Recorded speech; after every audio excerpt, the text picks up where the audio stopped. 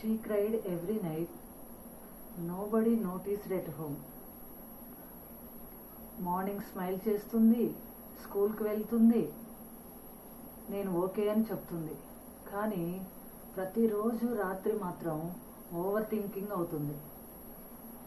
ఈ ఓవర్ థింకింగ్లో నేను ఎనఫా, నా ఫీలింగ్స్ ఎవరికైనా ఇంపార్టెంటేనా, నేను మాట్లాడింది ఎవరైనా అర్థం చేసుకుంటారా అని. పేరెంట్స్ చూస్తే బిజీగా ఉంటారు, ఫ్రెండ్స్ డిస్ట్రాక్టెడ్, అందరూ ఉన్నా కూడా ఎవరు తనని అబ్జర్వ్ చేయలేదు. Sometimes teens don't need advice, they need some who genuinely asks, నువ్వు నిజంగా ఓకేనా. వన్ కేరింగ్ కన్వర్జేషన్ ఏదైనా కూడా వాళ్ళకి సైలెన్స్లో వచ్చే పెయిన్ తగ్గిస్తుంది.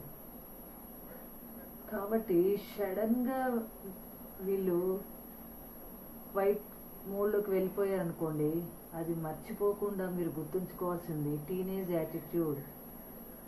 కాబట్టి సైలెన్స్ పెయిన్లో కూడా ఒక క్రై కూడా వాళ్ళకి హెల్ప్ అవ్వచ్చండి.